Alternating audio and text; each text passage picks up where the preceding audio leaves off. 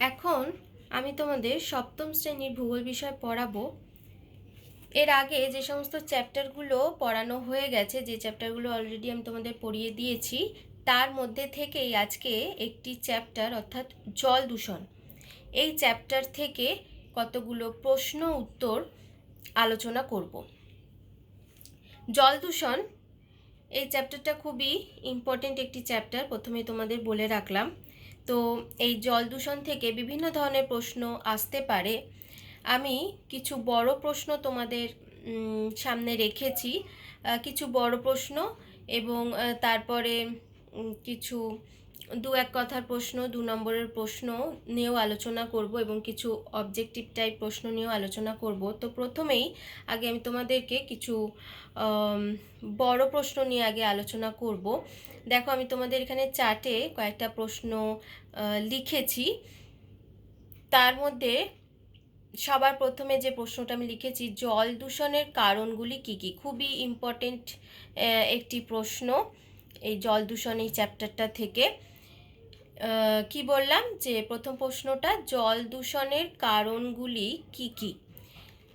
দ্বিতীয় প্রশ্ন কি রেখেছি, কি কি পদ্ধতিতে জল বিশুদ্ধ করা যায়। আবারও বলছি, কি কি পদ্ধতিতে জল বিশুদ্ধ করা যায়। তৃতীয় প্রশ্ন, জল দূষণ প্রতিরোধের উপায়গুলি কি কি। জল দূষণ প্রতিরোধের উপায়গুলি কি কি। চতুর্থ প্রশ্ন, জল দূষণ আটকাতে তুমি কি কি করতে পারো। জল দূষণ আটকাতে তুমি কি কি করতে পারো। 5 নম্বর প্রশ্ন, উপসাগরীয় যুদ্ধের সময় পারস্য উপসাগরে কিভাবে জল দূষণ ঘটে। এর সাথে আরেকটা প্রশ্ন রেখেছি, হলদি নদীর মোহনায় ইলিশ মাছের আনাগোনা কমে গেছে কেন। আবারও রিপিট করছি, 5 নম্বর প্রশ্ন, উপসাগরীয় যুদ্ধের সময় পারস্য উপসাগরে কিভাবে জল দূষণ ঘটে। আর হচ্ছে হলদি নদীর মোহনায় ইলিশ মাছের আনাগোনা কমে গেছে কেন। আর 6 নম্বর প্রশ্ন, কোন কোন জরুরি বিষয় মেনে চললেই জলবাহিত সংক্রমণ আটকানো যায়। কোন কোন জরুরি বিষয় মেনে চললেই জলবাহিত সংক্রমণ আটকানো যায়। এইবারে আমি তোমাদের প্রথম যে প্রশ্নটা রেখেছি, এখানে লিখেছি জল দূষণের কারণগুলি কি কি, এইটা নিয়ে একটুখানি আলোচনা করি। এই প্রশ্নের উত্তরটা একটু বড় হবে, কেননা তোমরা জানো এর আগেও আমি তোমাদের পড়িয়েছি, এখানে 8টা কারণ আছে। 8টা কারণকেই কিন্তু আমাদেরকে ব্যাখ্যা করতে হবে এবং ব্যাখ্যা করে একটা কমপ্লিট অ্যান্সার তোমাদেরকে লিখতে হবে। তো এই 8টা কারণ কি কি আছে সেইগুলো একটুখানি আগে বলি। দেখো,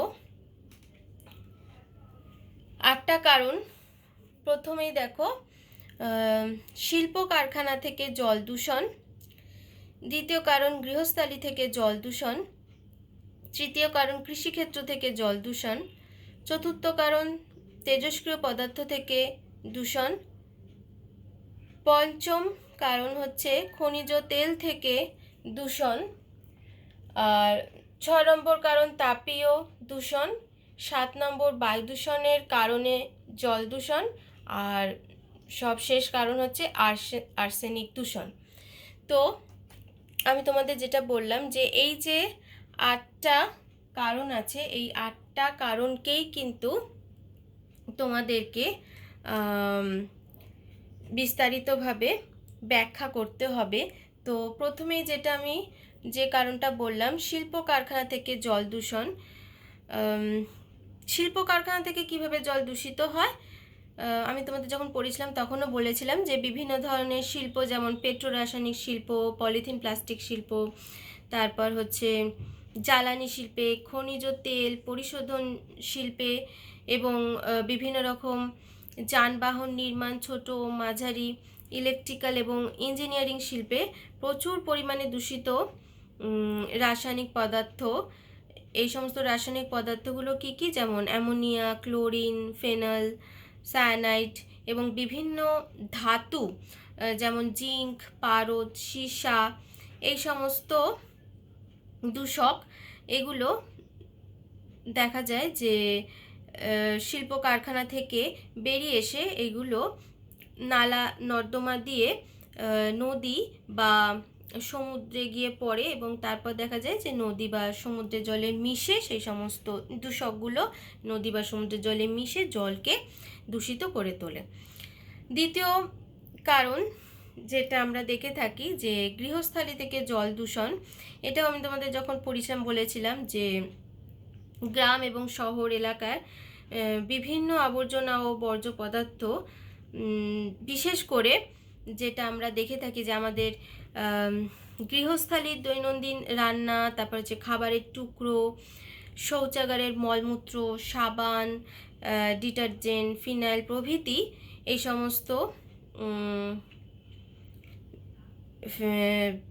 জিনিসগুলো এগুলো নিকাশি নালার মাধ্যমে দেখা যায় যে ভূগর্ভের জলে বা নদীতে বা কোনো জলাশয় গিয়ে পড়ে এবং তারপরে দেখা যায় যে সেই সমস্ত নদী বা জলাশয়ের জল বা ভূগর্ভের জল সেই সমস্ত জলকে কিন্তু দূষিত করে তোলে। এছাড়াও অনেক সময় দেখা যায় যে বিভিন্ন ধরনের খাটাল, পশুশালা, বড় বড় বাজার, হাসপাতাল, চিকিৎসা কেন্দ্র থেকেও প্রত্যেকটা ক্ষেত্র থেকেই তো কিছু বর্জ্য উৎপাদিত হয়। সেই সমস্ত বর্জ্যগুলো দেখা যায় যে কোনো না কোনোভাবে জলের সাথে মেশে এবং তারপর দেখা যায় যে সেই নদীর জল বা জলাশয়ের জল বা কোনো সমুদ্রের জল সেই সমস্ত জলগুলোকে কিন্তু দূষিত করে তোলে। তৃতীয় পয়েন্ট, কৃষিক্ষেত্র থেকে জল দূষণ। কৃষিক্ষেত্র থেকে জল কিভাবে দূষিত হয়? চাষের ক্ষেতে দেখা যায় যে বিভিন্ন ধরনের রাসায়নিক সার, কীটনাশক, আগাছানাশক এগুলো তো ব্যবহার করা হয়, তোমরা তো জানোই।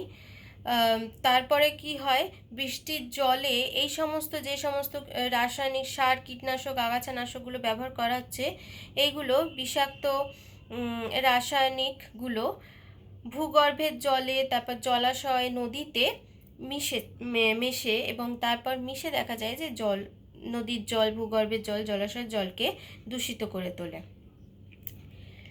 তেজস্ক্রিয় পদার্থ থেকে কিভাবে দূষণ ছড়ায়? দেখা যায় যে বিভিন্ন ধরনের পারমাণবিক চুল্লি, চিকিৎসা কেন্দ্র বা বৈজ্ঞানিক পরীক্ষাগারে ব্যবহৃত তেজস্ক্রিয় পদার্থগুলো যেগুলো ব্যবহার করা হয় সেগুলো ব্যবহারের পরে কোনো না কোনো সমুদ্রে বা নদীতে সেগুলো ফেলে দেওয়া হয় এবং তারপরে সেখান থেকে দেখা যায় যে জল দূষিত হয়। এবং অনেক সময় এটাও দেখা যায় যে বিভিন্ন ধরনের পারমাণবিক বিস্ফোরণের ঘটনা ঘটে। তো পারমাণবিক বিস্ফোরণের পরেও বিভিন্ন ধরনের তেজস্ক্রিয় পদার্থ সেগুলো কিন্তু জলে মেশে এবং জলে মিশে জল দূষণ ঘটায়। এবারে আমি তোমাদের পঞ্চম যে পয়েন্ট বা ফিফথ পয়েন্ট যেটা আমি তোমাদের বললাম যে খনিজ তেল থেকে কিভাবে দূষণ ছড়ায়। অনেক সময় যেটা দেখা যায়, এর আগেও তোমাদের পড়িয়েছিলাম যে বড় বড় সমুদ্রে যে সমস্ত তৈলবাহী জাহাজগুলো চলাচল করে, সেই তৈলবাহী সেই সমস্ত জাহাজগুলো যদি দুর্ঘটনার কবলে পড়ে তাহলে সেই সমস্ত দুর্ঘটনাগ্রস্ত তৈলবাহী জাহাজ থেকে তেল, সেই সমস্ত তেল, খনির তেল, সেই তেল সমুদ্রে মিশে যায় এবং মেশার পরে সমুদ্রের জলে কিন্তু জল দূষণ, মানে সমুদ্রের জলটাকে কিন্তু দূষিত করে দেয়। তাপীয় দূষণ, তোমাদের বইতে 6 নম্বর পয়েন্ট যেটা আছে, তাপীয় দূষণ। কিভাবে তাপীয় দূষণ ঘটে?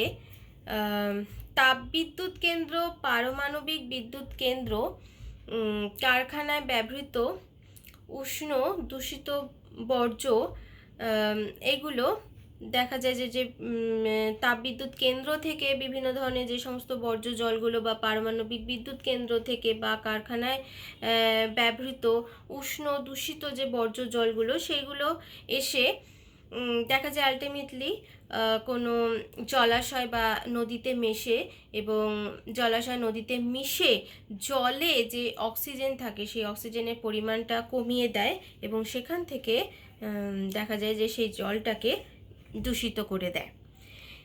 পরের পয়েন্ট যেটা আছে, বায়ু দূষণের কারণে জল দূষণ।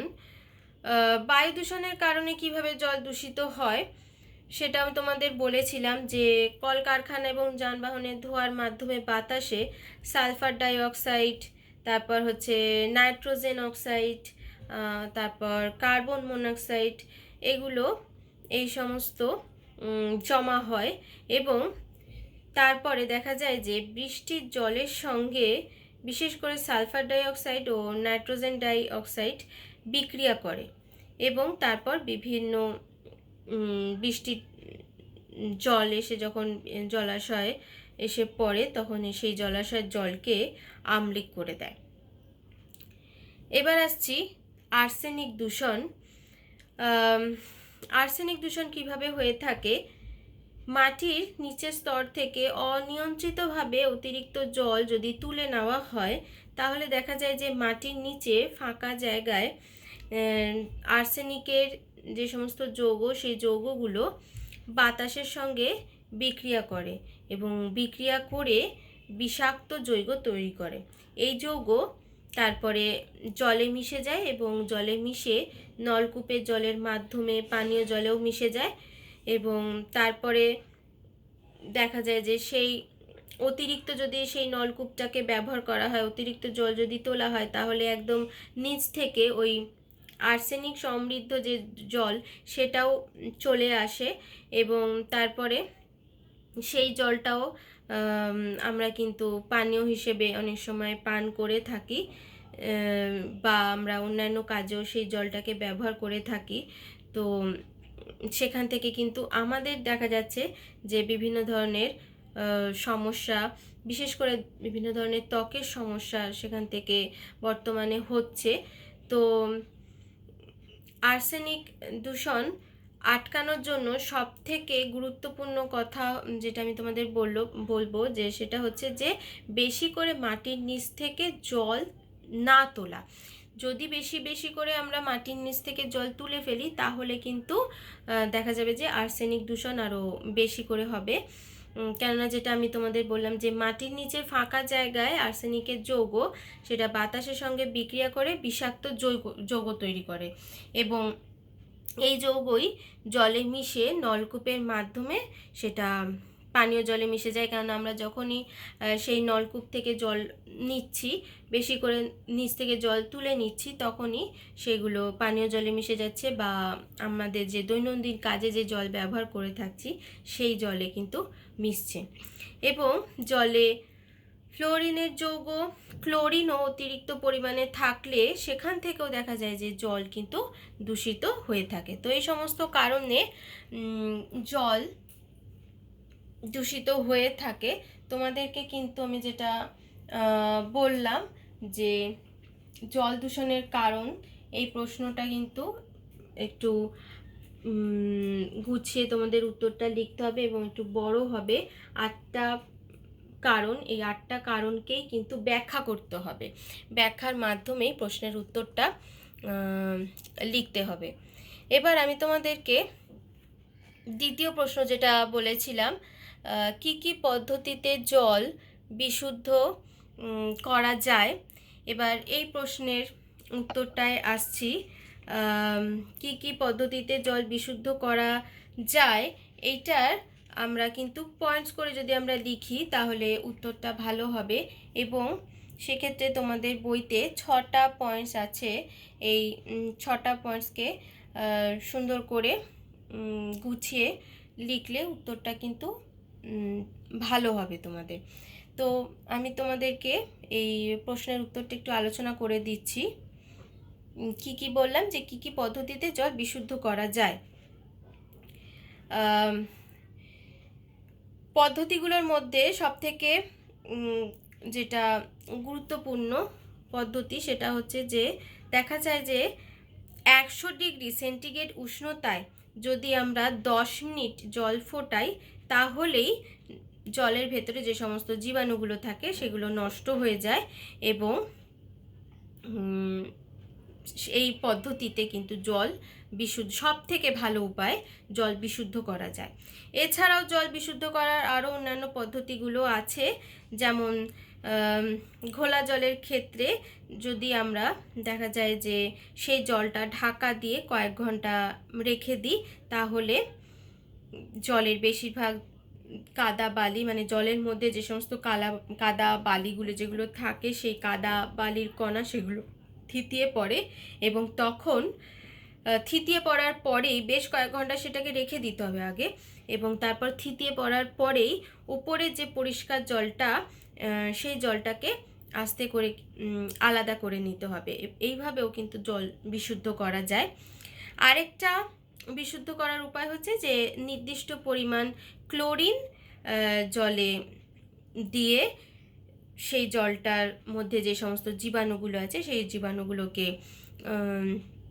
নষ্ট করে দেওয়া, এবং এই পদ্ধতিতেও কিন্তু জল বিশুদ্ধ করা হয়ে থাকে। আরেকটা পদ্ধতি হচ্ছে যে কড়াইশুঁটি, অড়হর ডাল, মুসুর ডাল এরকম কতগুলো গাছ জলের নোংরাগুলোকে দেখা যায় যে পাত্রের তলায় থিতিয়ে পড়তে সাহায্য করে। আর একটা পদ্ধতি হচ্ছে যে কাঠকয়লা, সূক্ষ্ম বালি, নুড়ি পাথরের মাধ্যমেও বিভিন্ন উপায়ে জল বিশুদ্ধ করা যায়। তাহলে আমি তোমাদেরকে যে সমস্ত পদ্ধতিগুলো বললাম সেই পদ্ধতিগুলো 5টা পদ্ধতি, এই 5টা পদ্ধতি মানে 5টা পয়েন্টস তোমাদেরকে কিন্তু লিখতে হবে, প্রত্যেকটা পয়েন্টসই লিখতে হবে।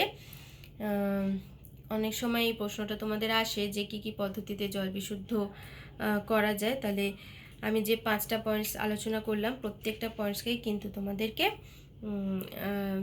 লিখতে হবে, লিখে একটা কমপ্লিট অ্যান্সার তোমাদেরকে তৈরি করতে হবে। এর পরের প্রশ্নে আসছি, জল দূষণ প্রতিরোধের উপায়গুলি কি কি? তৃতীয় প্রশ্ন, জল দূষণ প্রতিরোধের উপায়গুলি কি কি? জল দূষণ প্রতিরোধের উপায়গুলি কি কি সেটা আমি তোমাদেরকে যখন পড়িয়েছিলাম তখনও বলেছিলাম যে কিভাবে জল দূষণ আটকাবে, কিভাবে প্রতিরোধ করবে। তোমাদের বইতে 6টা পয়েন্টস আছে, 6টা পয়েন্টসকেই লিখতে হবে এবং সেটাকে গুছিয়ে তোমাদেরকে উত্তরটা তৈরি করতে হবে। তো পয়েন্টসগুলো আরেকবার একটু আলোচনা করছি। প্রথম পয়েন্টস যেটা আছে, জলাশয়, নদী বা সমুদ্রের জলে নোংরা আবর্জনা সরাসরি ফেলা যাবে না, যেটা আমরা অনেক সময় করে থাকি। বিভিন্ন জলাশয়, নদী বা সমুদ্রের জলকে আমরা নানা কারণেই নোংরা করে থাকি। আমরা জলাশয়ে বা বিভিন্ন ধরনের সমুদ্রে, নদীতে আমরা বিভিন্ন ধরনের নোংরা আবর্জনা সেগুলো ফেলে থাকি। তো জল দূষণ আটকাতে বা জল দূষণ প্রতিরোধ করার জন্য আমাদের সবার আগে করণীয় হচ্ছে এই জলাশয়, নদী বা সমুদ্রের জলে কোনো নোংরা আবর্জনা ফেলা যাবে না। এছাড়াও গ্রামের দিকে বিশেষ করে যেটা হয়ে থাকে, অনেক সময় দেখা যায় যে গরু, মোষ, বিভিন্ন ধরনের গৃহপালিত পশু, এই সমস্ত পশুদেরকে পুকুরের জলে স্নান করানো হয়। তো এই সমস্ত পশুদেরকে যদি পুকুরের জলে স্নান করানো হয় তাহলে সেখান থেকে দেখা যায় যে জল কিন্তু দূষিত হয়। তো জল দূষণ প্রতিরোধের জন্য বা জল দূষণ আটকানোর জন্য আমাদেরকে কি করতে হবে, এই গৃহপালিত পশুদেরকে পুকুরের জলে স্নান করানো যাবে না। এছাড়াও অনেকে যেটা করে থাকেন, পুকুরের জলে কাপড় কেচে থাকেন, তো কাপড় কাচাও কিন্তু বন্ধ করতে হবে। আরেকটা জল দূষণ প্রতিরোধের উপায়, চাষের ক্ষেত্রে অতিরিক্ত সার, কীটনাশক যেগুলো প্রয়োগ করা হয় সেই সমস্ত কীটনাশক দেওয়া বন্ধ করতে হবে। কেননা আমি তো একটু আগেও তোমাদেরকে যেটা বললাম যে এই সমস্ত অতিরিক্ত সার বা কীটনাশক প্রয়োগ করলে কি হয়ে থাকে, এই কীটনাশকগুলো এইগুলো বৃষ্টির জলে ধুয়ে তারপর সেইগুলো গিয়ে কিন্তু কোনো পুকুরে বা জলাশয়ে গিয়ে পড়ে এবং সেখান থেকে সেই পুকুরের জল বা জলাশয়ের জল দূষিত হয়। আরেকটি জল দূষণ প্রতিরোধের উপায় সেটা হচ্ছে যে শহর এবং কলকারখানার দূষিত বর্জ্য জল শোধন করে তবেই নদী বা সমুদ্রে ফেলা উচিত। আমরা বিভিন্ন ধরনের কলকারখানা থেকে যে সমস্ত বর্জ্যগুলো যেগুলো বেরিয়ে আসে সেইগুলো আমরা সরাসরি কোনো নদীতে বা সমুদ্রে ফেলে দিই। সেটা না করে যদি সেই সমস্ত বর্জ্যগুলো বা যে সমস্ত বর্জ্য জলগুলো বেরোচ্ছে সেই বর্জ্য জল যদি শোধন করে তারপরে যদি নদী বা সমুদ্রে ফেলা যায় তাহলে সেক্ষেত্রে জল দূষণ আটকানো যাবে। ব্যবহার করা জল, যে সমস্ত জল আমরা ব্যবহার করছি সেই ব্যবহার করা জল সেটাকেও যদি আমরা পরিশোধন করতে পারি, তাহলে পরিশোধন করে সেটাকে যদি আবার পুনর্ব্যবহার করতে পারি তাহলে সেখান থেকেও কিন্তু আমরা অনেকটা জল দূষণ আটকাতে পারবো এবং আমরা কিন্তু কিছুটা জল আমরা বাঁচাতেও পারবো। আরেকটি জল দূষণ প্রতিরোধের উপায় তাপবিদ্যুৎ পারমাণবিক বিদ্যুৎ কেন্দ্রের বর্জ্য গরম জল ঠান্ডা করে তবেই সেটা নদী বা সমুদ্রে ফেলা উচিত। এবং আরেকটি জল দূষণ প্রতিরোধের উপায় হচ্ছে বিভিন্ন রকমের ব্যাকটেরিয়া, শৈবাল এবং রাসায়নিকের মাধ্যমে সমুদ্রে ভাসমান তেলের দূষণ দূর করা যায়। আরেকটি জল দূষণ প্রতিরোধের উপায় নিরাপদ পানীয় জলের জন্য নলকূপের জলের দূষণের বৈজ্ঞানিক পরীক্ষা করে বিশুদ্ধ জল সরবরাহের ব্যবস্থা করতে হবে। এরপর পরের প্রশ্নে আসছি, জল দূষণ আটকাতে তুমি কি করতে পারো? আমরা কি করতে পারি জল দূষণ আটকানোর জন্য? আমরা দরকার না থাকলে জলের কল বন্ধ করে রাখবো। এখানেও তোমাদেরকে 4টে পয়েন্টস আছে তোমাদের বইতে, সেই 4টে পয়েন্টস প্রত্যেকটা পয়েন্টসকে কিন্তু তোমাদেরকে সুন্দর করে গুছিয়ে লিখতে হবে। একটা কম্প্যাক্ট অ্যান্সার এখানে তোমাদেরকে লিখতে হবে। তো আমি যেটা বললাম যে 4টে পয়েন্টকেই কিন্তু তোমাদেরকে আলোচনা করতে হবে, কোনো পয়েন্ট কিন্তু বাদ দিলে হবে না। কি বললাম, যে দরকার না থাকলে জলের কল বন্ধ করে রাখবে, কেননা অনেক সময় আমরা দেখে থাকি বিভিন্ন জায়গাতেই দরকার নেই তা সত্ত্বেও জলের কল খোলা এবং জল পড়ে যাচ্ছে। তো সেটাই বলা হয় যে যতটা জল নষ্ট হবে সেই জলটা কিন্তু তত পরিমাণ জলই কিন্তু দূষিত হবে। তো জল দূষণ আটকানোর জন্য আমাদের সব থেকে আগে যেটা করণীয় যে বেশি করে যাতে জলের অপচয় না হয় সেই দিকটা দেখা। পরিবেশের ক্ষতি করবে না এরকম জিনিস যেমন কম ক্ষার বা ক্ষারহীন সাবান, শ্যাম্পু এগুলো ব্যবহার করতে হবে যাতে জলের সেখান থেকে জল দূষণও যাতে না হতে পারে। বাড়ির নোংরা যে সমস্ত আবর্জনা, তরল বর্জ্য এমন জায়গায় ফেলা উচিত যাতে কোনোভাবেই তা বিশুদ্ধ জলের সঙ্গে না মেশে। আর একটা পয়েন্ট, 4 নম্বর পয়েন্ট, বাগানে, পুকুরের পাড়ে, কুয়োর চারপাশে, নলকূপের নিকাশি নালার ধারে শাকসবজি, ফল ফুলের গাছ লাগালে দেখা যায় যে একদিকে যেমন অনেক দূষিত জল যেটা অনেকটা পরিশুদ্ধ হয়, আবার মাটির ক্ষয়ও সেক্ষেত্রে আটকানো যায়। এবার আমি তোমাদের পরের প্রশ্নে আসছি, উপসাগরীয় যুদ্ধের সময় পারস্য উপসাগরে কিভাবে জল দূষণ ঘটে? এখানে আমি তোমাদের দুটো প্রশ্ন রেখেছি। প্রথম পার্টটা আর কি প্রশ্নের, সেটা আগে আলোচনা করছি। কি বললাম যে উপসাগরীয় যুদ্ধের সময় পারস্য উপসাগরে কিভাবে জল দূষণ ঘটে। উপসাগরীয় যুদ্ধের সময় কুয়েতে প্রচুর তেলের কূপ জ্বালিয়ে দেওয়া হয় এবং সেখান থেকে দেখা যায় যে প্রচুর পরিমাণে খনিজ তেল সেটা পারস্য উপসাগরে মেশে এবং মিশে পারস্য উপসাগরের জলকে দূষিত করে তুলেছিল এবং যার ফলে দেখা গেছিল যে অসংখ্য সামুদ্রিক প্রাণীর মৃত্যু হয়। আচ্ছা, হলদি নদীর মোহনায় ইলিশ মাছের আনাগোনা কমে গেছে কেন? এই প্রশ্নটার উত্তর তোমরা জানো, বেশি খুব একটা বেশি বড় হবে না। পশ্চিমবঙ্গে হলদিয়া বন্দর আমরা জানি, সেই হলদিয়া পেট্রো রসায়ন শিল্প গড়ে ওঠার পর থেকেই দেখা যায় যে হলদি নদীর মোহনায় ইলিশ মাছের আনাগোনা কমে গেছে। পরের প্রশ্নে আসছি, কোন কোন জরুরি বিষয় মেনে চললেই জলবাহিত সংক্রমণ আটকানো যায়? তোমাদের এখানে 3টি জরুরি বিষয়ের কথা বলতে হবে। 3টে জরুরি বিষয় 3টেই পয়েন্টস করে লিখতে হবে। কি কি 3টে জরুরি বিষয়? প্রথমত হচ্ছে যে বিশুদ্ধ পানীয় জল খাওয়া, দ্বিতীয়ত হচ্ছে সাধারণ কিছু পরিষ্কার পরিচ্ছন্নতা মেনে চলা, যেমন সাবান দিয়ে হাত ধোয়া, পরিষ্কার পাত্রে জল রাখা ইত্যাদি। আর তৃতীয়ত হচ্ছে যে শৌচাগারের ব্যবহার করা এবং নোংরা আবর্জনা ঠিকভাবে ফেলা, অর্থাৎ সঠিক স্থানে ফেলা। এবারে আমি তোমাদেরকে কয়েকটা ছোট প্রশ্ন নিয়ে এবার আলোচনা করব। ছোট প্রশ্নের মধ্যে দেখো, আমি প্রথমেই তোমাদেরকে যে প্রশ্নটা রেখেছি যে আর্সেনিক দূষণ কী কারণে হয়, আর্সেনিক দূষণ কী কারণে হয়। দ্বিতীয় প্রশ্ন রেখেছি ইউট্রোফিকেশন কাকে বলে, ইউট্রোফিকেশন কাকে বলে। 3 নম্বর প্রশ্ন ব্ল্যাকফুট ব্যাধি কী, ব্ল্যাকফুট ব্যাধি কী। 4 নম্বর প্রশ্ন জাপানের কোথায় কেন পারদ দূষণ ঘটেছিল, 4 নম্বর প্রশ্ন জাপানের কোথায় কেন পারদ দূষণ ঘটেছিল। 5 নম্বর প্রশ্ন কলকারখানা এবং যানবাহনের ধোঁয়ার মাধ্যমে বাতাসে কি কি বিষাক্ত গ্যাস মেশে, কলকারখানা এবং যানবাহনের ধোঁয়ার মাধ্যমে বাতাসে কি কি বিষাক্ত গ্যাস মেশে। প্রত্যেকটা প্রশ্নের ক্ষেত্রেই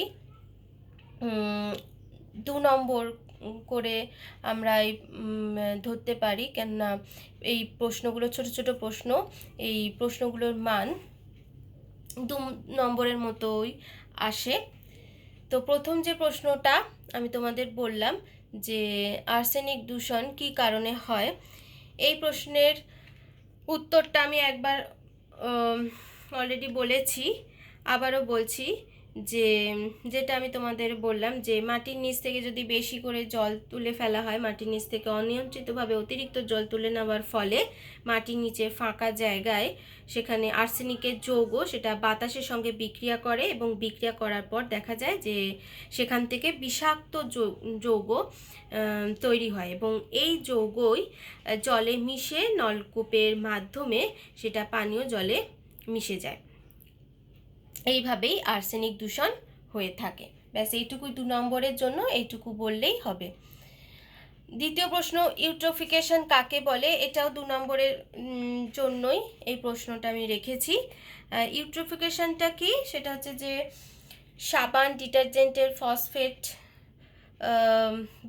বদ্ধপুকুর জলাশয়ের জলে মিশলে প্রচুর পরিমাণে দেখা যায় যে শৈবাল, আগাছা, কচুরিপানা বেড়ে যায় এবং এর ফলে কচুরিপানা, আগাছা, শৈবাল এগুলো যদি জলে বেড়ে যায় তাহলে কি সমস্যা হতে পারে, এর ফলে জলে দ্রবীভূত যে অক্সিজেন সেই অক্সিজেনের পরিমাণ কমে যায় এবং অক্সিজেনের পরিমাণ কমে গেলে কি সমস্যা দেখা যায় যে জলের মধ্যে যে সমস্ত মাছ ও জলজ প্রাণীরা আছে সেই মাছ ও জলজ প্রাণীরা তারা অক্সিজেনের অভাবে মারা যায়। একেই ইউট্রোফিকেশন বলে। এই যে তোমাদের যে প্রশ্নটা বললাম ইউট্রোফিকেশন কাকে বলে, এই প্রশ্নের উত্তরটা এইটুকু লিখলেই হবে। তৃতীয় প্রশ্ন ব্ল্যাকফুট ব্যাধি কী, ব্ল্যাকফুট ব্যাধি কী। পশ্চিমবঙ্গের মালদা, নদিয়া, হুগলি, হাওড়া, বর্ধমান, উত্তর এবং দক্ষিণ 24 পরগনা জেলার মাটির নিচের জলে অনেক বেশি মাত্রায় আর্সেনিক রয়েছে এবং এর ফলে হাতের চেটো ও পায়ের তলায় যে কালো কালো ক্ষত হয়, কেন আমি একটু আগে আর্সেনিক দূষণ নিয়ে যখন বলছিলাম তখন বলছিলাম যে আর্সেনিক মিশ্রিত যে জল আমরা ব্যবহার করছি সেই জল থেকে কিন্তু এখন দেখা যাচ্ছে বেশিরভাগ মানুষের মধ্যেই ত্বকের একটা সমস্যা দেখা যাচ্ছে। তো কি হয় যে আর্সেনিক যদি বেশি পরিমাণে থাকে, বেশি মাত্রায় থাকে, এখান থেকে হাতের চেটো পায়ের তলায় কালো কালো ক্ষত সৃষ্টি হয়। একেই ব্ল্যাকফুট ব্যাধি বলা হয়। 2 নম্বরের জন্য এটুকু বললেই হবে। এবার আসছি চতুর্থ প্রশ্ন, জাপানের কোথায় কেন পারদ দূষণ ঘটেছিল? জাপানের কোথায় কেন পারদ দূষণ ঘটেছিল, এখানে আমাদেরকে একটুখানি সালটাও বলে দিতে হবে। 1932 সালে জাপানের মিনামাটা উপসাগর, জাপানের কোথায় তোমাদের প্রশ্নে আমি এখানে রেখেছি জাপানের কোথায়, তাহলে জাপানের মিনামাটা উপসাগরের উপকূলে একটি রাসায়নিকের কারখানা থেকে পারদযুক্ত তরল বর্জ্য সমুদ্রে ফেলা হয় এবং এখান থেকেই পারদ দূষণ ঘটেছিল এবং এই মারাত্মক পারদ দূষণে প্রায় 30 বছর ধরে অসংখ্য মানুষ এবং জীবজন্তু মারা যায়। পরের প্রশ্ন আসছি, কলকারখানা এবং যানবাহনের ধোঁয়ার মাধ্যমে বাতাসে কি কি বিষাক্ত গ্যাস মেশে? কলকারখানা এবং যানবাহনের ধোঁয়ার মাধ্যমে বাতাসে sulphur dioxide, nitrogen oxide, carbon monoxide ইত্যাদি গ্যাস, বিষাক্ত গ্যাস বাতাসে মেশে। ব্যাস এইটুকু লিখলেই হবে এখানে। আচ্ছা, এবারে আমি তোমাদেরকে অবজেক্টিভ টাইপ কিছু প্রশ্ন বলছি, এগুলো তোমরা নিজেরাই বাড়িতে এই প্রশ্নের উত্তরগুলো লিখবে। প্রথমে হচ্ছে অতি সংক্ষিপ্ত প্রশ্নগুলির উত্তর দাও। অতি সংক্ষিপ্ত প্রশ্নগুলির মধ্যে আমি যে প্রশ্নগুলো আমি রেখেছি এখানে দেখো, প্রথম প্রশ্ন, কয়েকটি জল সংকটপূর্ণ রাজ্যের নাম লেখো। কি বললাম? কয়েকটি জল সংকটপূর্ণ রাজ্যের নাম লেখো। দ্বিতীয় প্রশ্ন, কি কারণে ইতাই ইতাই অসুখ হয়? কি কারণে ইতাই ইতাই অসুখ হয়? তৃতীয় প্রশ্ন, কোন দেশে ব্যবহৃত জলের 30% সেচের কাজে পুনর্ব্যবহৃত হয়? কোন দেশে ব্যবহৃত জলের 30% সেচের কাজে পুনর্ব্যবহৃত হয়? চতুর্থ প্রশ্ন, পৃথিবীর কোন কোন দেশে চরম জল সংকট দেখা গেছে? চতুর্থ প্রশ্ন, পৃথিবীর কোন কোন দেশে চরম জল সংকট দেখা গেছে? পঞ্চম প্রশ্ন, সারে থাকা নাইট্রেটের কারণে কি অসুখ হতে পারে? আবার বলছি, সারে থাকা নাইট্রেটের কারণে কি অসুখ হতে পারে? এবারে আমি তোমাদেরকে একটা শূন্যস্থান দিয়েছি, শূন্যস্থান পূরণ করো। 1 নম্বর, পৃথিবীর বিখ্যাত নদীগুলো যেমন ড্যাশ ড্যাশ ড্যাশ সবই অতিমাত্রায় দূষিত। আবারও বলছি, পৃথিবীর বিখ্যাত নদী